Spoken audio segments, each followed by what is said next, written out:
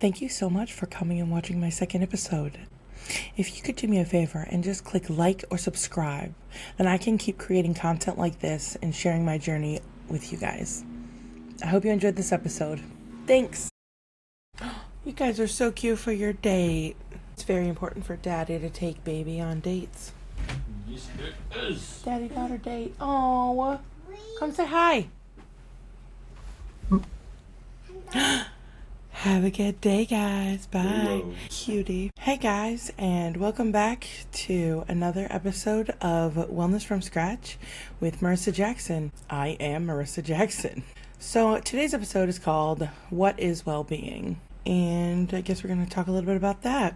So, what is well-being? According to the National Institute of Health, well-being can be understood as how people feel and how they function both on a personal and social level, how they would evaluate their whole lives. Okay, so that is great. So I guess you could say that well-being is like the all-around quality of life that you have for where you are at the moment. I think for me that means a few different things. I think that there are many things that can fit under the umbrella of well-being. To name a few, that might be physical, mental, emotional, financial, spiritual, social, health. I think that it's just the broader picture of what we look at our lives to be like and whether we're happy with where we are, truly happy with where we are, or if we have some work to do to feel content and proud of the outcomes of how our lives have turned out, maybe. And that is also to say that I don't think that the well-being of one person looks the same as another. I think that just like diet, political outlook, world view, everybody has their own way to look at it and their own set of values that would make their well-being the best for them. I think for me, some examples of well-being might be, prioritizing staying present in the current moment with my family. My daughter is currently really little, and I want to take in every moment I can because her feet will never be this small, neither will her toes or her little nose. And,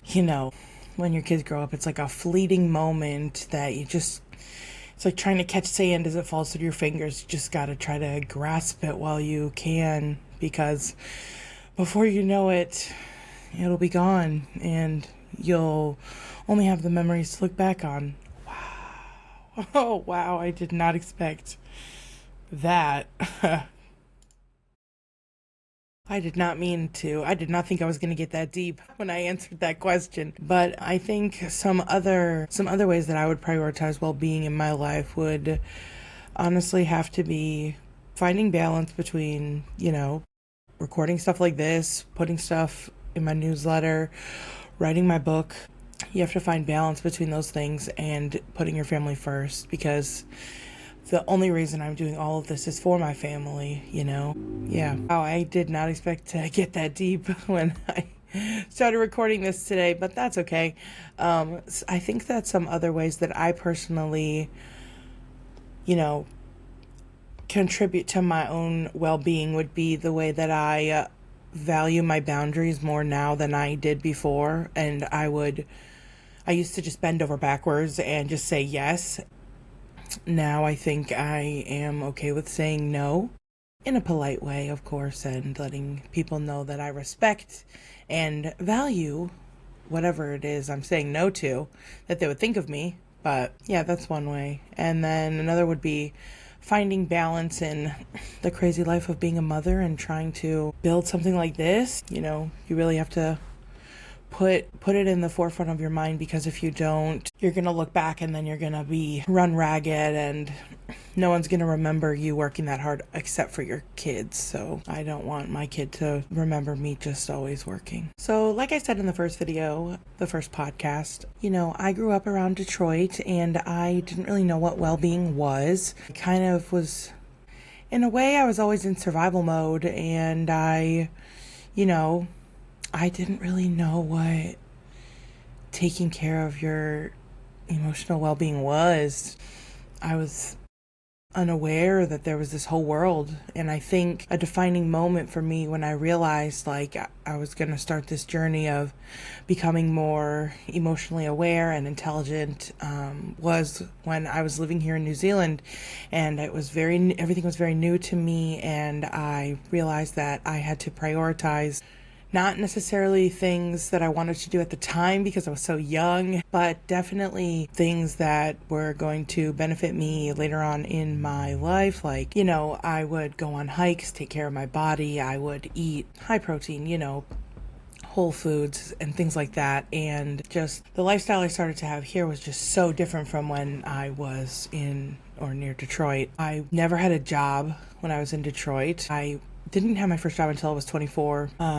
I think a defining moment for me was living here in New Zealand and realizing that I had to change my priorities basically because the way I was living just wasn't working, especially for here, because New Zealand, while every country, has its issues and whatever, New Zealand is, in my opinion, much healthier than America when it comes to just the mindset. Ideologically, I do feel like New Zealand is a healthier place, just with a lot of different aspects, the no smoking ban that they have, the amount of how much it costs to smoke cigarettes. There's a lot of initiatives to make the well-being of people, I think, better here. Now, that's not to say every system is perfect again. Everything will have things that people don't like about it. That's just life, and that is just something that, personally, we all have to grow some resilience to, I think. And that is something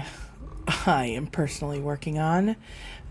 Another reason this podcast is so important to me is because with practicing well-being, it gives me the ability to live life with resilience, purpose, and fulfillment. And that is really important to me, Hey guys, I did want to let you know that I will be starting a weekly newsletter soon. So if you would like access to that, please click the link down in the description. When you do sign up, you will get a free little ebook with some tips and tricks on how you can improve your well-being. Thanks. Life here in New Zealand for me is a lot healthier than my life was in America. In America, I didn't have a job. I didn't do anything. I didn't prioritize my mental, physical, emotional health. I thought that being stressed and putting aside your own needs was just how life worked. I didn't know a lot of things. And so I'm just really grateful for the journey of being able to learn some of this stuff, Some things that have definitely impacted my well-being for the better have been going on hikes, going camping, spending time outside, spending time with my family, writing in my journal. Making these videos are kind of almost like diaries. Like, I'm going on this journey and hopefully I can help you guys figure out whatever I'm trying to figure out. All the small things that I've done that have helped put me on this path that I'm currently on are all the things that motivate me to try and share the knowledge that I've gained and will gain with other people, because I know that you can't fix what you don't know or don't understand. And for a long time, I didn't know or understand why I was so, I don't want to say angry, but I want to say I just was so overwhelmed all the time. Like, I was just trying to catch up. And if I can help even one person to just take a step back and breathe because you're going to be okay, then I've done enough. And that's amazing, because we all deserve love and inspiration. I want you guys to look within yourselves and think about what well-being means to you. What are things that you could do that would help you feel better each day? And you don't have to go all in immediately.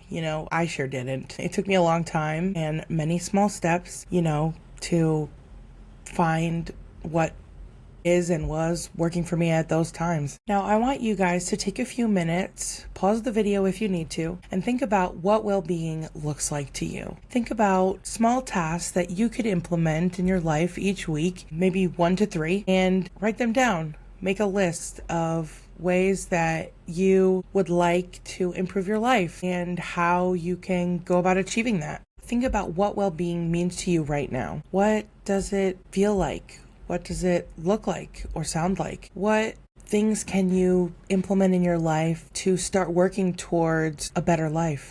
Once you guys have figured out what well-being means to you, put it down in the comments below and share with everyone else. Here I have a couple of photos of me going on hikes with some friends when I was living and working in different national parks. This was one of the highlights of my time living in those places. This filled my cup up more than anything else I could ever talk about. It really, going on hikes and being in this immaculate nature where, it's just so wild, really gave me purpose in life to chase and be in awe of the natural beauty that is on Earth, because this planet is so beautiful that we live on, and it's really worth cherishing, I feel like. These small moments overall have changed my life in a direction that I never thought was even possible. If you would have told me when I was living in Michigan that this would be my life and I would have done what I've done, I would have laughed in your face and said,